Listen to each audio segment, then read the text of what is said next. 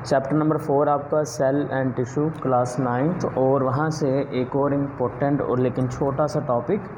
वैसे तो ये चैप्टर नंबर 3 के अंदर भी है, लेकिन चैप्टर नंबर 4 में भी इंक्लूड किया गया। चैप्टर नंबर 4 में इसको इंक्लूड इसलिए किया गया बिकॉज जब हमने सेल थ्योरी पढ़ी थी तो हम कहते थे कि सेल थ्योरी के मुताबिक जितने भी जानदार हैं वो एक या एक से ज़्यादा सेल से मिलकर बने होते हैं। लेकिन चूंकि सेल थ्योरी ये कह रही थी कि जितने भी जानदार हैं वो एक से या एक से ज़्यादा सेल से मिलकर बने हुए हैं, लेकिन यहाँ पर कुछ पार्टिकल्स ऐसे होते हैं जो क्या हैं, ए सेलुलर हैं। ए का मतलब होता है नॉट, सेलुलर का मतलब सेल। तो ऐसे पार्टिकल्स जिनमें सेल है ही नहीं, क्योंकि फिर यहाँ पर तो सेल थ्योरी आके गलत हो रही है ना। तो सेल थ्योरी कहते थे कि जितने भी जिंदा जानदार हैं उन्हें सभी जिंदा जानदार एक या एक से ज़्यादा सेल्स पर मुश्तमिल होते हैं।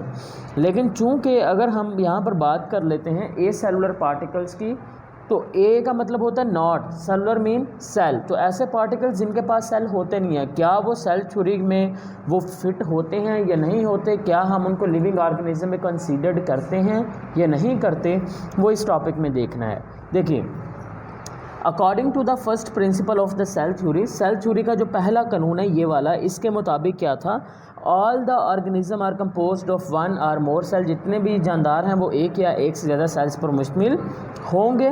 बट अगर हम बात कर लेते हैं ना वायरस की या प्रायोन्स की। अच्छा, प्रायोन्स क्या होते हैं? प्रायोन्स होती हैं प्रोटीन्स जो कि बीमारी काज करती हैं। वायरस होते हैं छोटे छोटे ऑर्गेनिज्म जिनको हम आम आंख से नहीं देख सकते, लेकिन वो हमारे अंदर बीमारी काज करते हैं, जैसे कि कोविड-19 वायरस है ना, बीमारी काज करता है।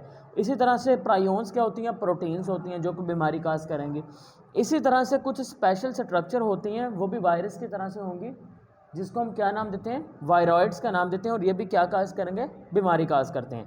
लेकिन इनके अंदर किसी भी किस्म का कोई सेल मौजूद नहीं है। देखें, virus, prions and viroids are not composed of cell. ये सेल पर मुश्तमिल नहीं होते।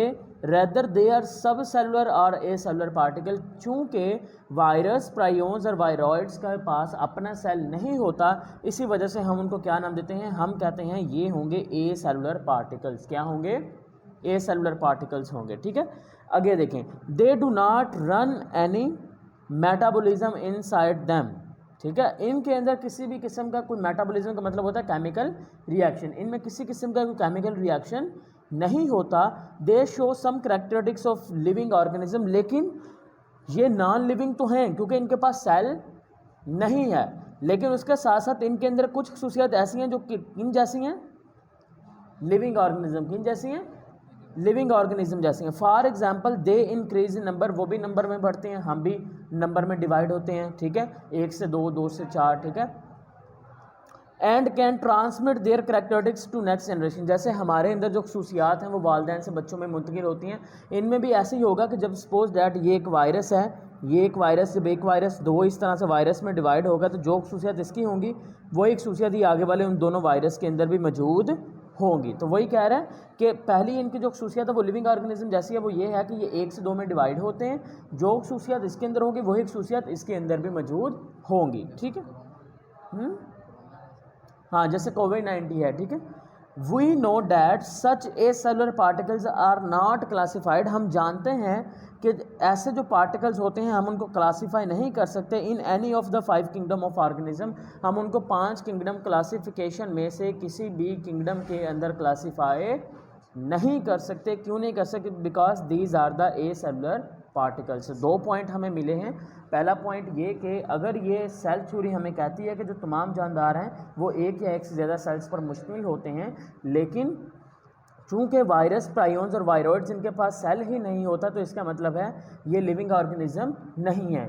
लेकिन इनके अंदर कुछ खसूसियात ऐसी हैं जो लिविंग ऑर्गेनिज्म जैसी हैं, जैसा कि ये 1 से 2 में डिवाइड भी होते हैं। इनमें वही खसूसियात होती हैं जो कि पेरेंट के अंदर होती हैं, जैसा कि हमारे अंदर खसूसियात ट्रांसफ़र होती है ना एक जनरेशन से अगली जनरेशन में, इसी तरह से इनके अंदर भी खसूसियात एक जनरेशन से अगली जनरेशन में ट्रांसफ़र होती हैं। ठीक है, और हम ये भी जानते हैं कि अगर ये ए सेलुलर पार्टिकल्स हैं तो इसी वजह से हम इसको किसी भी किस्म की क्लासिफिकेशन के अंदर इंक्लूड नहीं कर सकते।